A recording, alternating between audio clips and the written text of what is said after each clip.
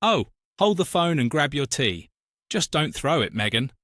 It seems Angela Pearl, some motivational speaker you've never heard of, decided her Instagram feed was the perfect place to drop a bombshell from the world's most relentless attention seekers. And what was this earth-shattering news? A brand new, never-before-seen photo of Harry and Meghan from their little jaunt to New York City. But wait, there's more. Tucked alongside this riveting snapshot was a letter, practically dripping with faux sincerity and vague hints about gracing Australia with their presence once again. Let's just unpack this, shall we? This would be the first time the Duke and Duchess of Montecito would set foot on Australian soil since they flounced out of the royal family in 2020. They packed their bags for sunny California, a land that initially fell for their shtick, only to be left utterly bewildered by the trail of chaos they dragged along with them. Remember the massive, adoring crowds in 2018? It seems Harry and Meghan certainly do, and apparently nostalgia is a potent drug for royal wannabes desperate for a comeback. Angela Pearl, bless her heart, captioned her little exclusive with, "Still in awe of this special evening. Thank you, Prince Harry and Meghan, for the warm invitation and inspiring conversation." Inspiring conversation? Darling, please. The photo was snapped on the very same day they were leaving a dinner in New York for World Mental Health Day, wearing the exact same outfits they had on when leaving Soho House with Ed Sheeran. So spontaneous, so authentic. Pearl even gave us a little peek at their letter, dated October 24th, 2025, with parts conveniently blacked out.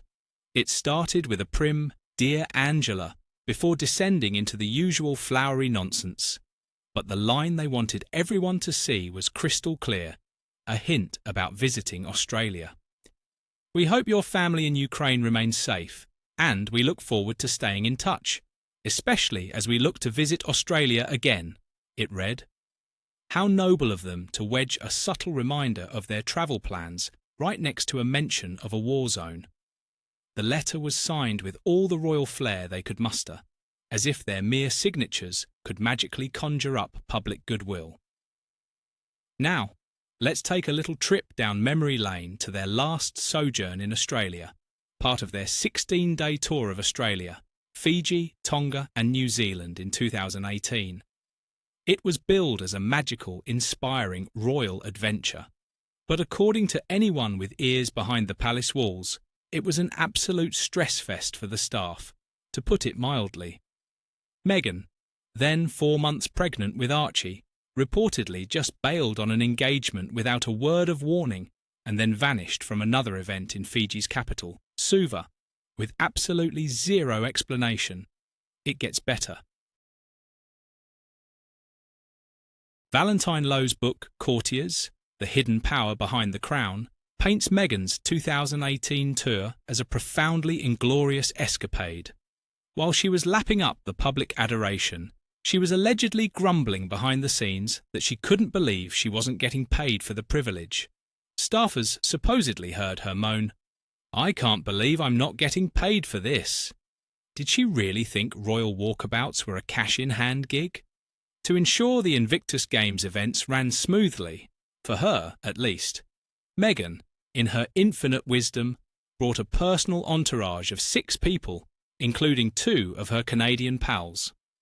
According to royal biographer Tom Bower, this went down like a lead balloon with the palace staff, creating tension so thick you could slice it with a ceremonial sabre. Apparently, in a fit of pique, Meghan even tossed a cup of tea into the air. Not against a wall, mind you, just into the air. So much for ladylike decorum. Bower explains that Meghan simply had to have her trusted allies, like Jessica and Ben Mulroney, there to act as stylists and full-time ego-strokers. 6 extra people crammed into an already crowded operation. You do the math. The result? Pure chaos, shattered nerves, and the complete demolition of that fairy tale royal image. So here we are today, with whispers of a second coming. Not as working royals, of course, but as the freewheeling, self-appointed, charity-saving, press-grabbing, public event-hogging versions they've become. And what a coincidence! This news drops just as the Princess of Wales expresses a desire to bring her 3 children to Australia, a trip that reportedly has the official backing of Prime Minister Anthony Albanese. So sorry, Meghan, it looks like William and Catherine's official tour might just steal your spotlight. Again, you don't need a crystal ball to see what's happening here. Albo invited the Prince and Princess of Wales, so naturally, the Sussexes are scheming to swoop in first, setting some imaginary standard that, in their minds, will make the actual royals look insufficient when they arrive. Australians, quite understandably, are less than thrilled. Their past behaviour, rude interactions with staff, bizarre banana bread demands, and, yes, the infamous tea-throwing, has left a distinctly sour taste. Add their constant media circus antics and relentless self-promotion, and the welcome mat has been firmly rolled up and locked in a shed. As one Aussie commentator so eloquently put it, they're as welcome as a pestule on a donkey's backside. Harry and Meghan's obsession with copying everything William and Catherine do has reached truly pathetic levels. The strategy is painfully predictable. Arrive first, monopolise media coverage, feed their narrative to American outlets, and then sulk when the real royals receive a polite and orderly reception.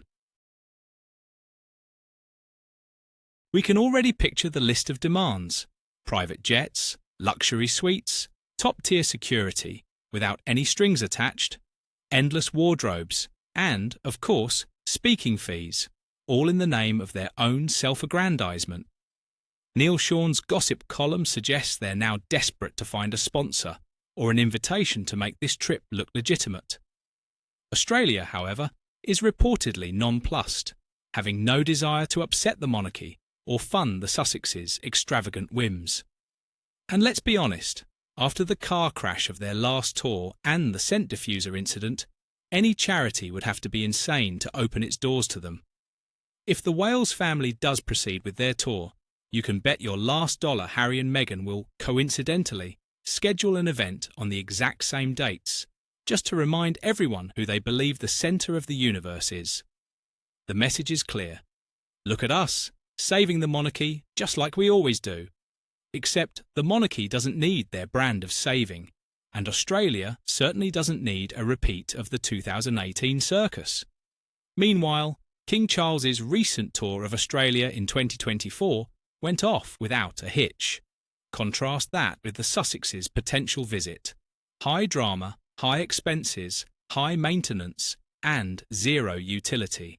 It's almost certain that neither Australia nor New Zealand will extend an official invitation, and any backdoor attempt through a charity sponsorship is bound to be met with resistance. So, what can we expect if the Sussexes do manage to land in Australia again? More wardrobe crises, more media spectacles, and a list of demands that will make locals roll their eyes into next week. Mrs. Markle's notorious behaviour suggests history is doomed to repeat itself. And of course, every single event will have to be tailored to her exacting needs, with teapots lined up like tiny, passive-aggressive soldiers at every hotel.